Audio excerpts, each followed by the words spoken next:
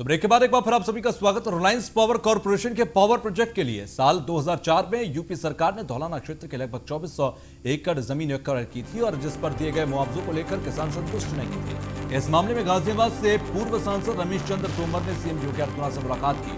CM ने किसानों को जमीन वापस देने की मांग की है। वहीं इसकी भनक जैसी भूमाफियाओं को लगी तो उन्होंने किसानों से उनकी जमीन 1 लाख रुपए में रजिस्टर्ड एग्रीमेंट के माध्यम से लेनी शुरू कर दी। वहीं पूर्व सांसद रमेश चंद्र तोमर ने तत्कालीन एसडीएम विशाल यादव और रजिस्ट्रार पर आरोप लगाया है कि जमीन के गलत तरीके से माफियाओं के साथ मिलकर रजिस्टर्ड एग्रीमेंट करने के बात कही है। पूर्व सांसद रमेश चंद्र तोमर ने खास बातचीत की हमारे संवाददाता गौरव यादव से।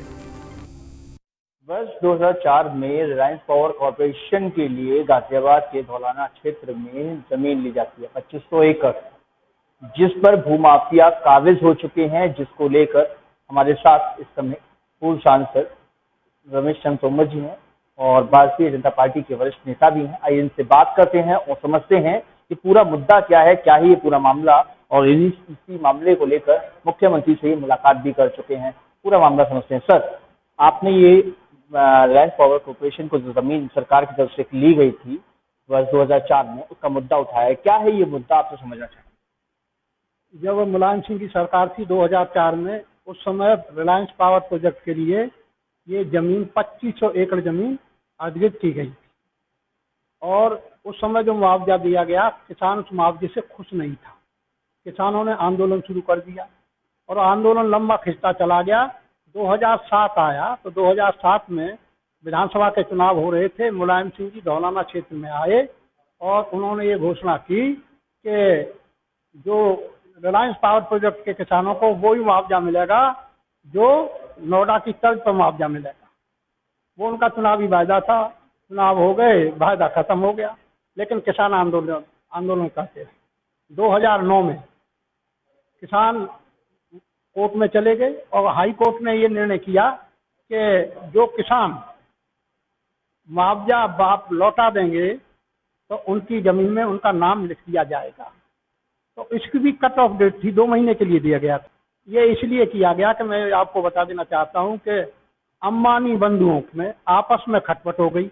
अनिल अंबानी जी इस रिलायंस पावर प्रोजेक्ट को लगाना चाहते थे, दोनों भाइयों में खटपट हो गई तो वो खटाई में पड़ गया वो पावर प्रोजेक्ट। तब किसान कोर्ट गए और कोर्ट ने ये निर्णय किया कि 2 महीने के अंदर आप मुआवजा जमा करा देंगे तो आपकी जमीन आपके नाम कर दी जाएगी। तो ऐसा 127 लोगों ने मुआवजा जमा करा दिया, उनके नाम फर्द में लिख दिए गए। 513 किसान ऐसे थे जिनको मुआवजा नहीं मिला था, उनके नाम ऑटोमेटिकली आ गए। इस तरीके से 640 किसानों के नाम उसमें दर्ज हो गए। 1680 किसानों से इस तरह की जमीन एक्वायर की गई थी। लगभग 1000 किसानों का ने मुआवजा नहीं दिया और आंदोलन करते रहे, लाठियां खाई और सैकड़ों मुकदमे उन पर दर्ज हुए। हमको लगा किसानों के साथ अन्याय हो रहा है। जब योगी जी की सरकार बनी, भारतीय जनता पार्टी की सरकार बनी, तो हम उनको किसानों को लेकर माननीय मुख्यमंत्री योगी जी से मिले और हमने कहा भाई किसान है, गरीब है, ये पैसा जमा नहीं कर पाए, इनका भी नाम फर्द में लिखवा दिया जाए। तो माननीय मुख्यमंत्री जी ने उसको गंभीरता से और उन्होंने कहा कि भाई ये सरकारी पैसा, सरकार का जो पैसा है वो जनता का पैसा है, आप इसमें मुआवजा जमा करा देंगे तो हम उस पर विचार करेंगे। लोग किसान ये कहकर के साथ बात करेंगे आपस में बैठकर और आपको बताएंगे। ये बात जैसे ही किसान यहाँ पर आए और आपस में चर्चा की, भूमाफिया एक्टिव हो गए। उनको लगा कि ये नाम इनके किसानों पे दर्ज हो सकते हैं। तो भूमाफियों ने क्या किया कि किसानों को बरगला के वो जमीन न तो किसान के नाम है न तो किसी और के नाम है, ऊर्जा विभाग और रिलायंस एनर्जी के नाम है। उन जमीनों का किसानों से, भोले भाले किसानों से 1 लाख रुपए देकर और एग्रीमेंट करा लिया और ये कहा कि आपको 1 लाख रुपए बीके देकर एग्रीमेंट करा लिया। ये कहा कि तुम्हारा नाम चल जाएगा तो आपको 10 लाख दे देंगे और जो हमारा खर्च होगा उसे काट लेंगे, और नहीं 5 लाख रुपए देंगे, बिल्कुल कुछ नहीं काटेंगे। इस तरीके से मैं समझता हूँ किसानों को अच्छा सा प्रलोभन दिया उस जमीन का जो किसान की नहीं, सरकार की जमीन थी। तो कहीं ना कहीं किसान की ये चतुराई नहीं है कि उसने जो जमीन उसकी नहीं है उसका भी पैसा भूमाफियाओं से ले लिया। ऐसा नहीं। वो जो जमीन तो 55 लाख 60 लाख रुपए बीघे की है, किसान को क्या मिल रहा है? किसान भोले वाले हैं, उनको बरगलाया गया कि नहीं? उनको कहा कि हम ऐसा करेंगे कि आपकी जमीन को भी सरकार से वापस कराएंगे। उन्होंने कहीं साठ काट ऊपर हो सकता की हो, किसान को बरगलाया। भोला वाला किसान है, पैसा उसके पास नहीं है। पैसा होता तो वो सोच रहा था कि पैसा जमा हो जाएगा, हमारी जमीन हमारे पास आ जाएगी। यानी कि 60 लाख 70 लाख रुपए बीघा की जमीन 1 लाख रुपए देकर एग्रीमेंट करा लिया और 10 लाख का प्रलोभन या 5 लाख का प्रलोभन दे दिया गया और रजिस्टर्ड एग्रीमेंट कराया। मेरा ये कहना है ये सरासर धोखाधड़ी है। इसलिए जो उन्होंने रजिस्टर्ड एग्रीमेंट कराए हैं वो भूमाफिया हैं। एक ने एक नहीं, 5 10 20 एग्रीमेंट एक व्यक्ति ने करा रखे हैं। तो उनका काम ऐसा ही काम है, वो भूमाफिया है।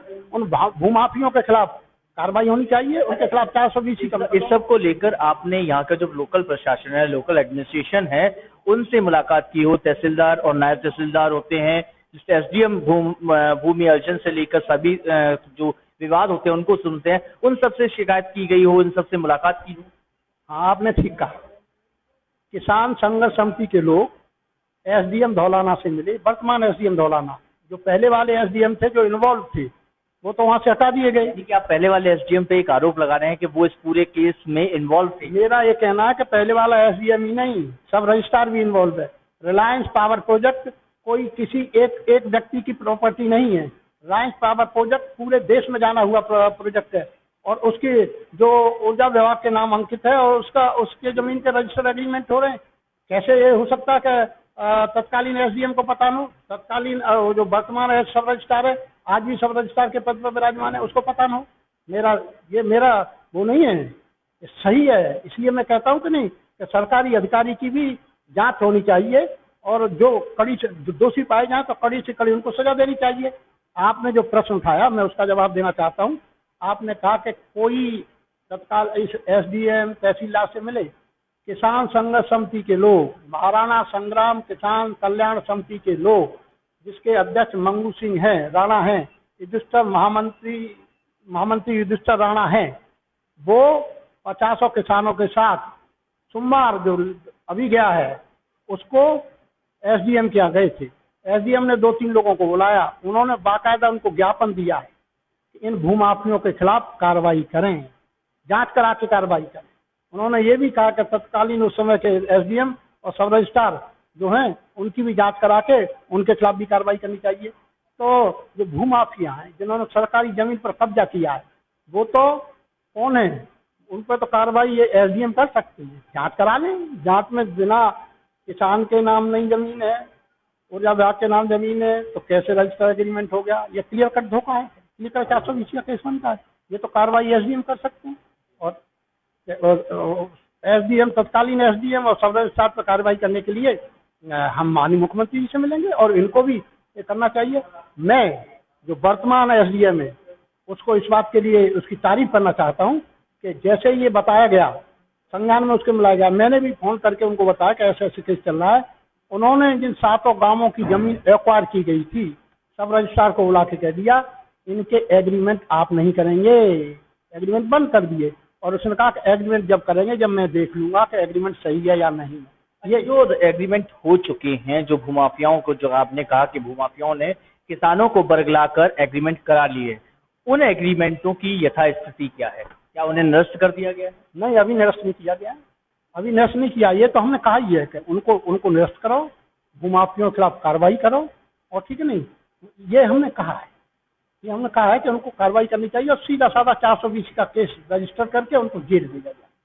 अच्छा, और इसके इस पूरे ही प्रकरण में जो एसडीएम तत्कालीन एसडीएम रहे, क्या नाम है उनका और क्या नायब तहसीलदार है उनका क्या नाम है, जानना चाहेंगे? नायब तहसीलदार जी मेरे विचार से ज्यादा कोई भूमिका नहीं है, एसडीएम महोदय हैं। तत्कालीन एसडीएम में क्यों हमसे नाम लिखवाते हैं? नाम एक्चुअली क्या कि आप बता रहे हैं कि एसडीएम तत्कालीन थे, कौन थे समझना चाहेंगे जिससे कि जो सत्यता है वो उजागर।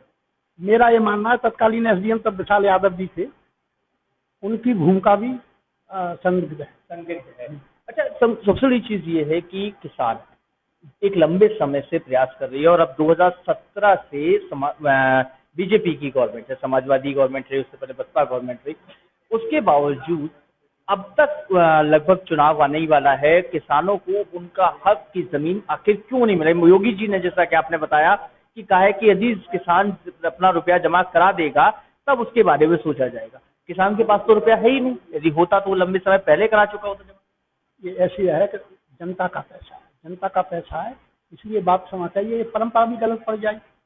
परंपरा भी है कि मान लीजिए यहाँ नहीं जमा कर रहे हैं, सब जगह पूरे देश में जमा नहीं करेंगे, पूरे प्रदेश में नहीं जमा करेंगे, इसलिए ये कहा गया।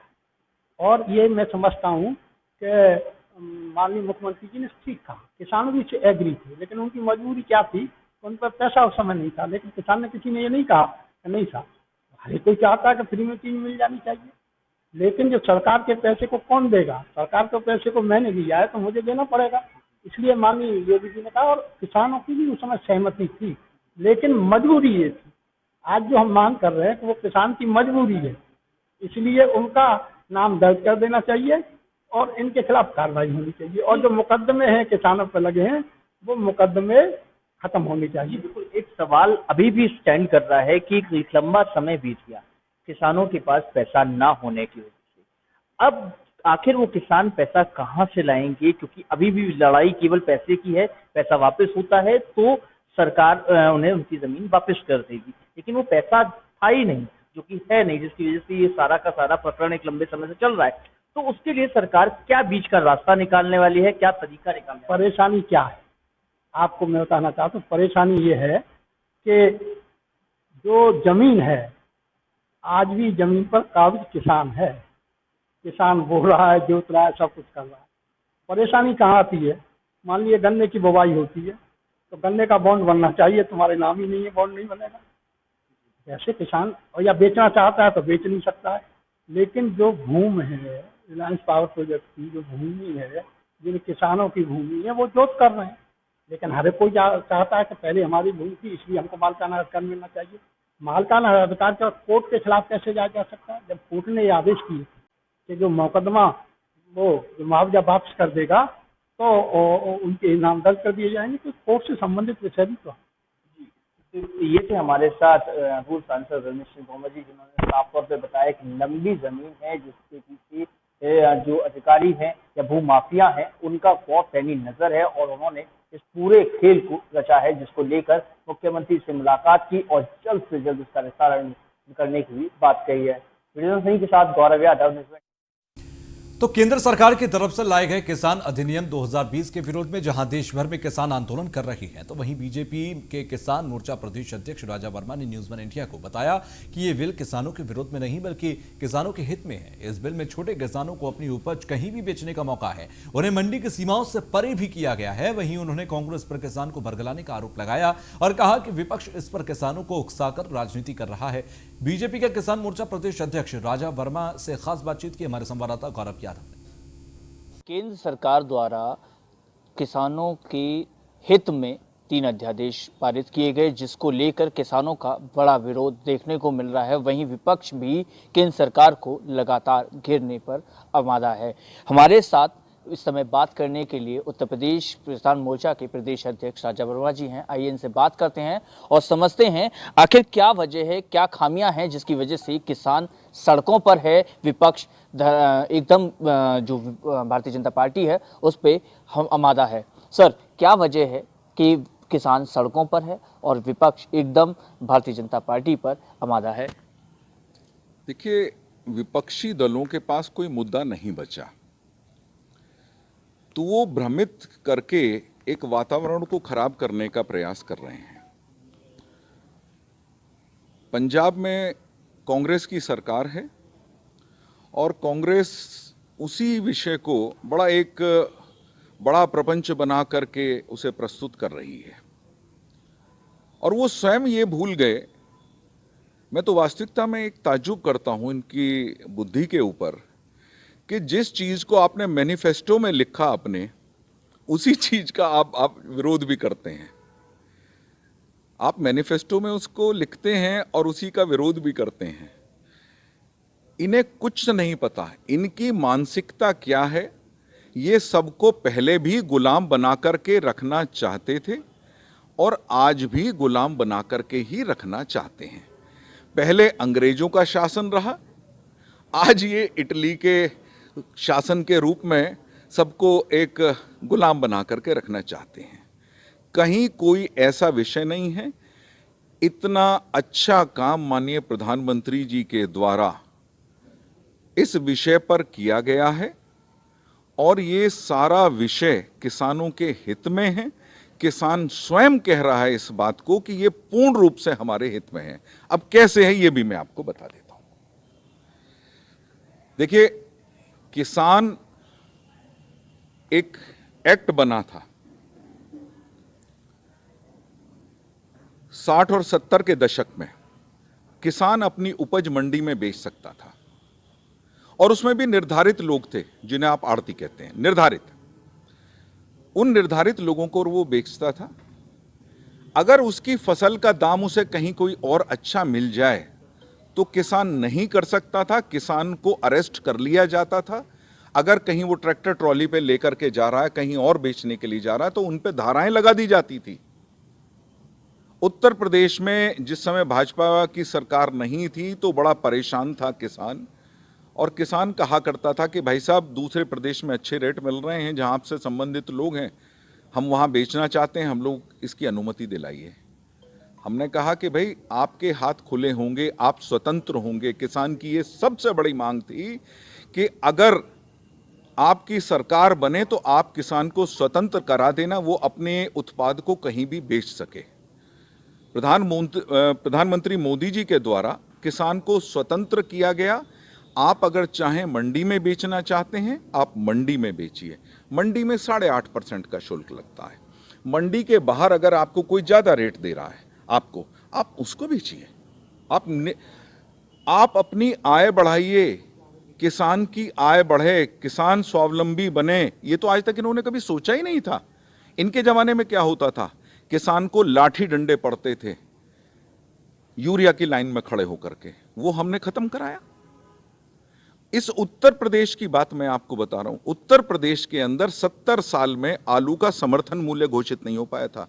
हमारी सरकार बनने के बाद समर्थन मूल्य हम लोगों के द्वारा घोषित किया गया। इनकी सरकारों में क्या था, मैं अब प्रदेश के अंदर की बात करता हूं आपसे। उत्तर प्रदेश में मुलायम सिंह की सरकार थी, अखिलेश जी मुख्यमंत्री थे। इन लोगों के द्वारा 3% का कमीशन निर्धारित कर दिया गया था बिचौलियों के लिए, कमीशन एजेंट 3%। और हमारा नारा क्या है कि कोई बिचौलिया नहीं होगा। उसका लाभ किसको मिल रहा है? किसान को मिल रहा है। किसान के खाते में आज तीसरे दिन पैसे पहुंच जाते हैं गेहूं वगैरह की। कभी इन लोगों से पूछ करके देखिए कि आप किसान की बात करते हैं, आपके कार्यकाल में कितना गेहूं का क्रय हुआ था, और आपके तुरंत बाद भाजपा की सरकार बनी, उसने कैसे 5 गुना क्रय कर लिया। किसानों का कहना ये है कि कुछ दिन पहले सरकार की तरफ से फसल पर 1900 का रेट तय किया गया था गेहूं की फसल पर, जो कि उनका 1500 रुपये में व्यापारी द्वारा खरीदा गया। जब व्यापारी ने नहीं, उन्होंने 1900 में बेचने से मना किया, तो कई किसान ऐसे हैं जो बल्क में अपना गेहूं घरों में सड़ाने को मजबूर हैं, क्योंकि उन्हें उनका उचित मूल्य नहीं मिल रहा, जिसके चलते अभी कुछ दिन पहले यूपी गेट बॉर्डर पर धरना प्रदर्शन तक देखने को मिला। और इस बिल के भी विरोध भी वो इसी वजह से कर रहे हैं। जब एमएसपी निर्धारित है तब पैसा नहीं मिल रहा, तो एमएसपी हटने के बाद कैसे मिलेगा? देखिए मेरे मित्र, पूर्ण रूप से भ्रमित करने वाला विषय है ये प्रश्न भी जो पैदा हुआ है, तो इसमें पूरा भ्रमित करने वाला विषय पैदा हो गया है। अब कैसे? प्रधानमंत्री जी ने कल भी कहा ना, ये पहले दिन से कहा जा रहा है कि एमएसपी लागू रहेगी, जैसे पहला सिस्टम था वो लागू रहेगा, एमएसपी घोषित होगी। क्या उनको ये नहीं जानकारी है कि स्वामीनाथन जी की रिपोर्ट जो भी उसमें रहा है, उसको जितना भी उसमें से लागू किया गया है, माननीय प्रधानमंत्री नरेंद्र मोदी जी के द्वारा ही लागू किया गया। आज तक तो किसी और के द्वारा लागू कुछ किया नहीं गया। उसमें हमने तो उससे बढ़ के किया है। उसमें लिखा है कि किसान को आप कर्ज मत दीजिए, उसका कर्ज माफ मत कीजिए, वो स्वावलंबी बने। हमने कर्ज भी माफ कर दिया, हम उसको स्वावलंबी बना रहे हैं, उसकी आय दुगनी कर रहे हैं। और ये पूर्ण रूप से भ्रम पैदा करने का एक वातावरण बनाया जा रहा है जिसके माध्यम से ये दिखाया जा रहा है कि एमएसपी खत्म हो जाएगी। मैंने कहा ना, आपके प्रश्न में ही ये भ्रमित करने वाला हो गया। एमएसपी वैसे की वैसे ही लागू रहेगी, सरकार उसी प्रकार से क्रय करती रहेगी पूर्ण रूप से। अब मैं आपसे प्रश्न करता हूं, अब मैं आपसे एक प्रश्न करता हूं, अगर सरकार पूर्ण रूप से उसी प्रकार से खरीदती रहेगी, सब कुछ वही है, और दूसरा आपको यह भी स्वतंत्र कर दिया कि मंडी में 8.5% का आपको शुल्क लग रहा है, आपको अगर कहीं बाहर बिकता है महंगा तो आप वहां बेच दीजिएगा। हम कब मना कर रहे हैं आप उसको बेचने के लिए?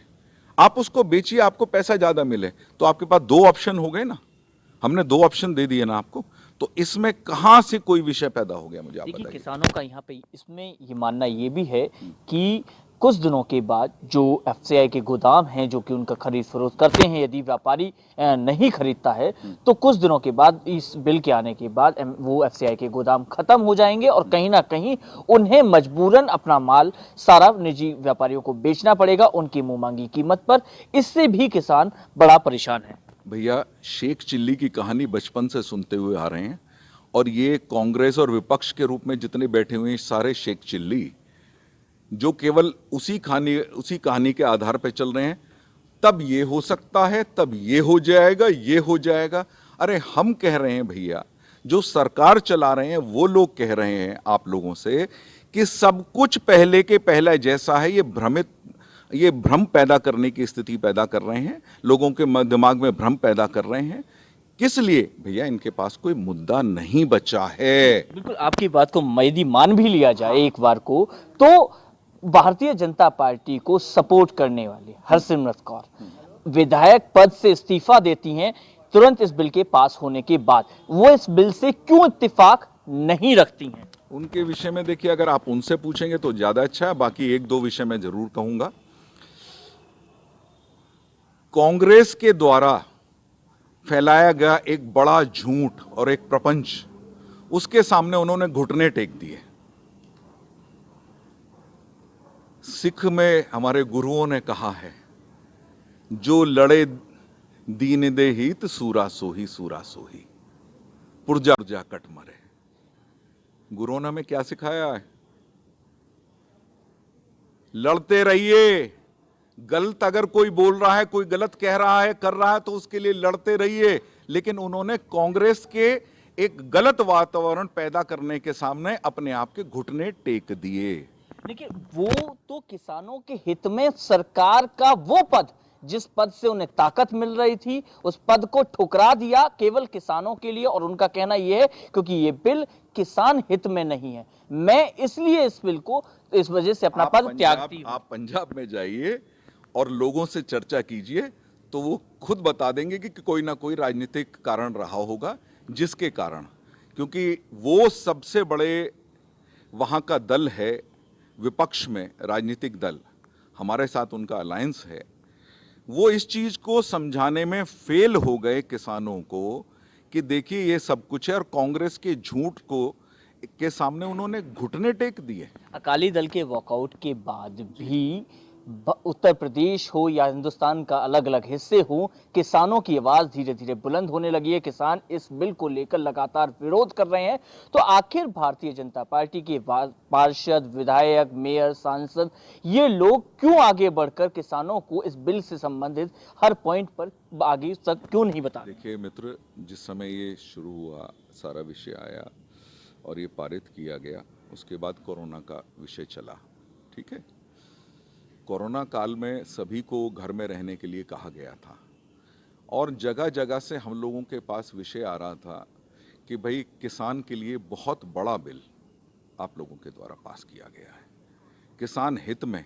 आपने किसान को बंधन से मुक्त कर दिया, उसकी बेड़ियां खोल दी कि वो अगर उसको यहाँ से बंबई में कोई अच्छा रेट मिलेगा तो बंबई में जाकर के अपनी फसल को बेच देगा। आपने मुक्त कर दिया। लेकिन इस विषय को पंजाब से, देखिए पंजाब में कांग्रेस की सरकार है, वहाँ से इन्होंने शुरू किया है, इसको माहौल बनाना चाह रहे हैं, और इसी प्रकार से वो माहौल बनाएंगे। हर राजनीतिक दल के साथ कोई ना कोई व्यक्ति कहीं जुड़ा होता है, वो उनके साथ उनके कहने पे चलता भी है, लेकिन जाकर के आप असलियत में किसानों से पूछिएगा। और एक और आपसे बात कहता हूँ, जो विरोध कर रहे हो ना, उसमें से किसी को एक दो को पकड़ लीजिएगा। मैं तो एक बार देख रहा था कि आप ही के द्वारा एक पोल खोली गई थी बहुत बड़ी, आप ही लोगों के द्वारा, उसमें कहीं एक धरना चल रहा था, बड़ा उछल उछल के एक बच्चा जो है बड़ा नारे लगा रहा था, तो उसको कहा भी क्या है, तो उसने बहुत कुछ उल्टा सीधा कहा ये सब का। बोले किस काम के लिए, क्या है ये तो बताओ। हमें नहीं पता साहब, हम तो खाली हमसे कहा गया है। लेकिन कहीं ना कहीं जैसा कि आपने कहा कि किसानों के रास्ते खुल जाएंगे, सीमाएं खत्म हो जाएंगी, किसान उत्तर प्रदेश की जगह हरियाणा में बेच सकता है, पंजाब में बेच सकता है, लेकिन इस दौरान किसानों को एक चिंता भी सताती है कि यहाँ से वो अपना माल लेकर हरियाणा पहुंचता है, पंजाब पहुंचता है और इस बीच थोड़ा समय ज्यादा लग जाता है और व्यापारी द्वारा उसका उचित मूल्य नहीं दिया जाता, तो उसका माल इस दौरान सड़ेगा भी और उस पर जो लागत उसकी लगेगी वो उसे नहीं मिलेगी, जिसके चलते मजबूरी में अपनी फसल उसे बेचकर आनी ही पड़ेगी। मुझे लगता है विपक्ष ने अपना होमवर्क बिल्कुल भी ठीक नहीं किया। प्रधानमंत्री जी सबसे पहले होमवर्क ठीक करके उसके बाद ही आगे बढ़ते हैं। उन्होंने मंडियों को जोड़ने के लिए आज नहीं, कितने साल पहले सब कुछ कर दिया था। ये ऐप बना दिए गए, उनके माध्यम से किसान जुड़ा हुआ है, किसान कॉल सेंटर शुरू हो गए। इस प्रकार की बहुत चीजें हैं। किसान से अगर आप पूछोगे जाकर के तो किसान आपको हमसे ज्यादा अच्छे जवाब देगा और ये कहेगा कि इतना तो आज तक था भी नहीं जितना हमारे लिए कर दिया गया है। और एक और बताता हूं, बिहार से एक ट्रेन जो कि कोल्ड स्टोरेज के रूप में काम करते हुए महाराष्ट्र तक जाएगी, वो उत्तर प्रदेश से भी जाएगी। वो किसानों के लिए ट्रेन है केवल। वहां का किसान जानता है कि मुझको क्या करना है, क्या चीज वहां ले जानी है। और किसान भी अगर कहीं जाता है आगे तो बात करके ही जाता है, रेट निर्धारित करके। किसान बहुत समझदार है। किसान पूरी कैलकुलेशन करके कि भाड़ा इतना लगेगा, ये इतना लगेगा, इतना होगा और वहां मेरा ये भाव बिकेगा। किसान पूरे कैलकुलेशन करता है। किसान को तो आज तक मौका ही नहीं दिया गया, उसको तो बांध करके रखा गया है, क्योंकि किसान हमारे इकोनॉमी की बैकबोन है। कृषि हमारे इकोनॉमी की बैकबोन है। अगर उसको आपने खुला छोड़ दिया, इन लोगों का, मैंने कहा ना, इनकी मानसिकता आज भी वही है, गुलामी वाली।